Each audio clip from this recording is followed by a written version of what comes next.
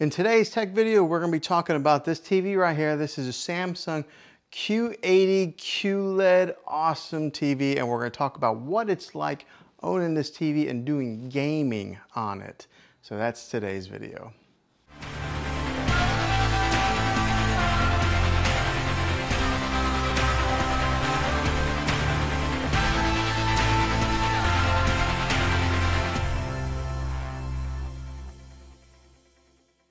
Before we begin, do me a favor and hit that subscribe button and turn on your bell notifications so you can get notified for future videos.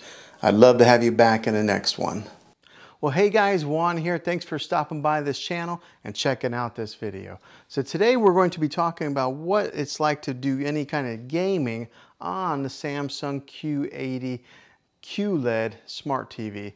I've had a few comments that have commented on my previous videos of this TV here, and I will put some links of other videos that I've made on this in case you want to watch those. But I had some questions on, is this TV good for gaming? So I wanted to do a video on that to kind of answer some of those questions. Now, the couple of game systems, the consoles that I own here in my house is my son owns a Nintendo Switch, and then I own a PlayStation 4. So that's what we hooked up to this thing here. I imagine there's probably not a whole lot of difference whenever you're hooking up like an Xbox or a PlayStation to this thing. But when I've hooked it up to here, it's like it enhanced my gaming experience because I usually play my PlayStation on a 43-inch Samsung TV, and when I hooked it up to the QLED, whoa, it was just like made the details so much sharper, so much darker and lighter. It just really highlighted my gaming experience. Now, I'm more of a Call of Duty kind of fan whenever I play games, and then I do play a little bit of NBA 2K. But when I hooked it up to this TV here when I was playing Call of Duty, along with my sound bar here, it was just like booming. I had to turn it down a few times because it got to be too loud. But I would turn out it was like an evening whenever I was playing the Call of Duty, and then the whites on here were very vibrant and white, and then the darks were very dark. So it was just an awesome experience of playing this or playing games on this TV here. So if you're wondering if the gaming experience on this TV is worth it, it surely is. I mean, you can tell a huge difference between playing on a QLED TV than playing on maybe like a 4K or just a regular, smart TV like that. Now, seeing is believing, and it's going to be kind of hard to show you the exact specifics, but I'm going to show you gaming on this TV here. So I'm going to be putting in some footage of where I was playing some Call of Duty on this TV. So that way you can kind of get a visual of what it was like. Let's go ahead and put in that footage now.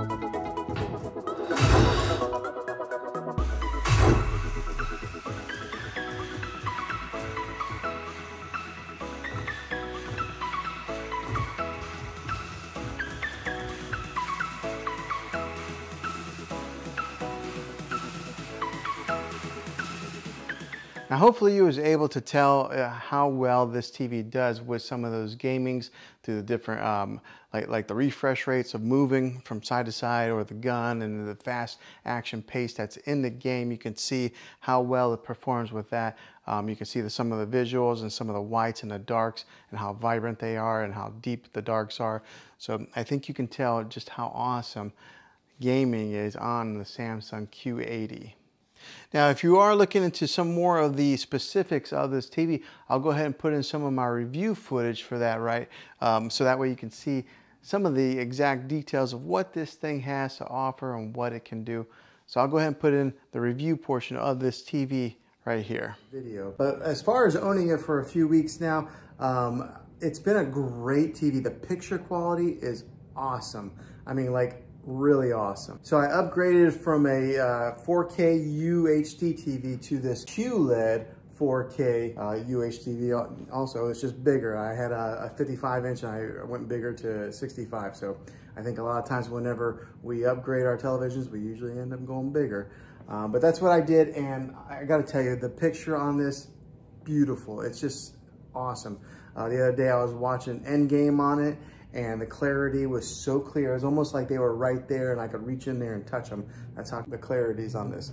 So like right now, I've got a background image on here. This is kind of like their screensavers that they have. Samsung has built in a ton of different kinds of screensavers that you can put on there. So instead of just having like a black picture, whenever you're not watching TV, you can have something that's pretty to look at just like this, and it stays on there for quite a long time. Now, one of the main reasons that I went with the QLED when I was shopping around for televisions, because I had it boiled down to two TVs. I was either going to get the Samsung QLED or I was going to get the LG OLED display, because I think that's what TVs are going to be going to in the future. So I wanted to make sure that I buy a TV that's going to last a while and it's going to be kind of future proof.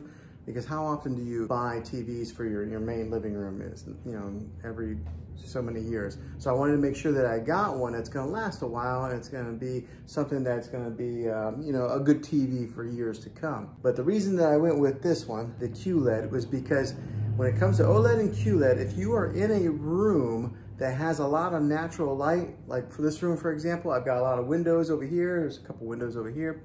There's a glare that'll be on the TV. The Samsung QLED is better when it comes to glares on a TV than they are with OLED. So that was one of the big reasons that I went with this TV. Also, I am a fan of Samsung. I've had a few TVs of theirs, and they've always lasted a long time versus somebody who maybe had a Vizio or something like that. I had a buddy who had a Vizio and it lasted like a year and it broke on him. My Samsungs have always lasted quite a long time. So they're a trusted brand. They're at the top, you know, they're right there with Sony and LG. And so buying a Samsung QLED was something that I was pretty confident in it lasting for years to come. Now, let me talk about some of the specifics of actually using this thing for a little while.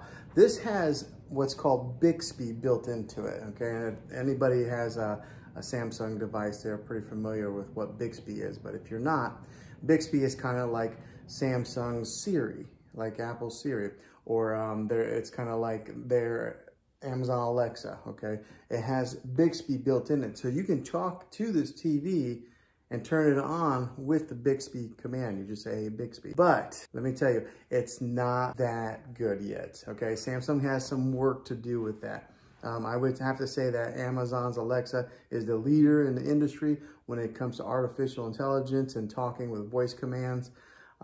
Siri works pretty good on my phone. Maybe not as good as Alexa, but these guys are last in line. I don't know, for some reason it doesn't understand my voice very well. I sometimes got to yell it. It does have that capability to have that voice command in your TV. So talk about living in the future. We're like in the Jetsons age, or Back to the Future too, if you're a fan of those movies like I am. So a little bit more on that Bixby. Another reason why I'm just, don't know that I'm quite a fan of that feature on this TV is there's been times that we've been in our room watching TV and we would have a conversation with one another and then it'll pop up like we activated it, and it did that and out of the middle of nowhere. I mean, we didn't say the word Bixby. So that feature, I'm not a big fan of it, and I'm still trying to learn how to even turn off that feature that way. It doesn't interrupt our TV watching with a random pop up. That's one of the cons on this TV that I've experienced so far. Now, the other thing that I experienced that was kind of a con is that there was a time that I turned off the TV completely, and I was in the kitchen area and I was kind of cleaning, and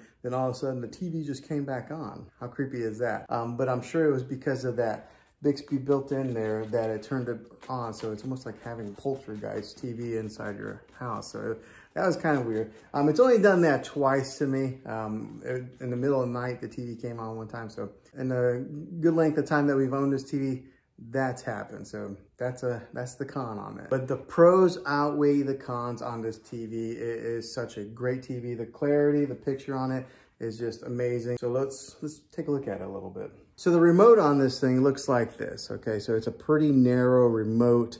There's not a whole lot of buttons on there, so it's not real daunting. Sometimes you can get a remote that's got so many different buttons on there that you don't really know what to do with, but this is what the remote looks like, and it's kind of shaped like that. So it's almost a little bit narrow to lose into your couch or your recliner, but just keep an eye on this bad boy. Now, the great thing with this, it is a smart TV, so it does have its own smart capabilities that are built right into the TV. You don't have to go out and buy an external stick to put in there, another like a Roku device or a Fire Stick or anything like that. Samsung has their own smart technology built into the TV. So when you hit the home button, just like this, it brings up all the different options of apps that you can download on there. And with this being one of the newest TVs out in the market, one of the best TVs out in the market, it's got every app that you can pretty much think of. So it's got even Apple TV, which sometimes it's not available on all TVs, but this has Apple TV. It's got your Disney Plus, your Hulu, your Netflix, which are built in. And then also on the remote, it's actually got Netflix right here. It's got Prime Video and Hulu as quick shortcuts that you can press, and it'll automatically launch those apps. And another thing that this TV has that a lot of TVs don't have is a Spectrum TV app. So maybe if you have cable TV, cable internet like that, the Spectrum TV app is available on the Samsung device, because they only released their app to be available at the time of this recording to 2 different platforms, and that was Samsung and Roku. So if you have a Roku TV, Roku stick, you can get the Spectrum TV app. And if you have a Samsung, you can get that also. Like I said, it's got pretty much everything available out there on the App Store. You can get it on this TV. And along with having all the different apps that you can download, it does have its own like TV platform. So we'll go right here, this little icon. So right there's Disney Plus, Spectrum. That little icon there is kind of like their own built-in platform, and it's got free movies on there also. It's got movies that you can buy. I haven't used it too much because I've always just used our Netflix or our Disney Plus, but it does have that capability in case you buy it and you don't have a subscription to Netflix, Hulu, or any of the other ones. You can watch free movies on their built-in platform. And like I mentioned previously in the video, it's got its ambient mode, so it's got all these different options to select different screensavers on there. So we'll go to the ambient mode screen on this right now. Okay, so it's loading, and then on here on the bottom, it's got different kinds of features. It's got like My Album, so maybe if you wanted to upload your own pictures to the Samsung platform, you could have your own pictures displayed on here. It's got like artwork. It's got like different kinds of contemporary type of artwork. So it's got so many different features on there. But I kind of like the landscape view, so I've kept that on there for a little while. Every once in a while, I'll change it up. And if you are in the whole smart things platform with the Samsung, it is built right into this TV to where you can control some of your other devices that are in that smart things hub. So that's kind of a neat little feature that you're able to access it right here on your remote through there. So another way is you could always just dive into your phone, download the Smart Things app, and do it that way also. So it gives you so many different ways of being able to access your content, and they do it very easily. All right, so for example, right here, this is Endgame. I wish you guys could really see the clarity of this screen here. It's kind of hard to tell from recording on it like this, but it's got excellent quality. And the sound is pretty good for just being the built-in speakers on a TV. I know a lot of people will get sound bars to put at the bottom of their TV or mount them. It has pretty good sound for just being the standalone speakers that are built in. And if you're concerned about the HDMI inputs on this, because some TVs can be limited on how many HDMI inputs they have in there, this one has a total of 4 that you can put in. I know a lot of times the way devices are going nowadays, I mean, you really don't need to be plugging stuff in because everything's going digital and downloading an app and stuff.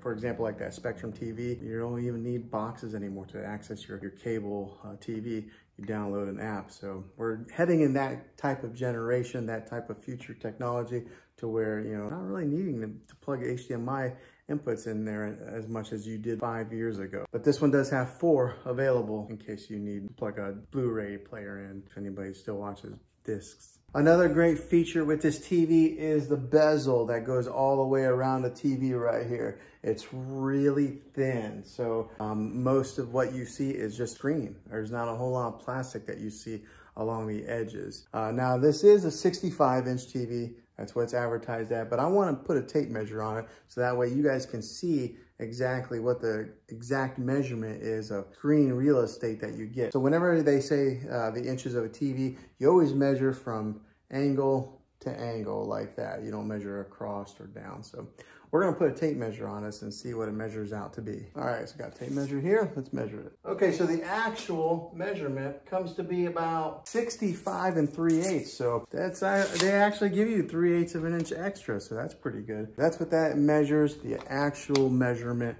of screen real estate on this TV. Now I'll go ahead and measure the rest of the dimensions, the width and the height on it. That way you can see if it's possibly a TV that'll fit in your particular space. So I know whenever I go buy a TV, I'm that weirdo who does take my tape measure and measure the TV because I want to make sure it fits in my space here. I want to make sure it's not, you know, oversized or anything like that. So I'll go ahead and measure that, give you those measurements to see if it's something that you could use. All right, so the height is 32.5 overall. And then now the width. The width is 57.25, 57.25 wide. So those are the measurements on this TV. That's the footprint that it would take if you were to mount it on your wall or if you put it on a TV stand like I'm doing. So normally I do like to mount my televisions on the wall, but if you could tell, I'm on a corner here of a room. So I'm gonna have to keep it on a TV stand. Now, so that's some of the specifics of being an honest user. Probably a lot of people who are gonna watch this video are not really ones that need to dive so much into the technical part of the television. They just wanna know some of the you know, main user specifics. So that's what I've experienced so far. Well, thanks for watching this video, guys, this gaming review of this TV here. Hopefully it was helpful to you. If it was, go ahead and throw a thumbs up on this video and go ahead and subscribe to my channel. I make tech videos all the time and I'd love to have you back on the next one. So until then, be creative.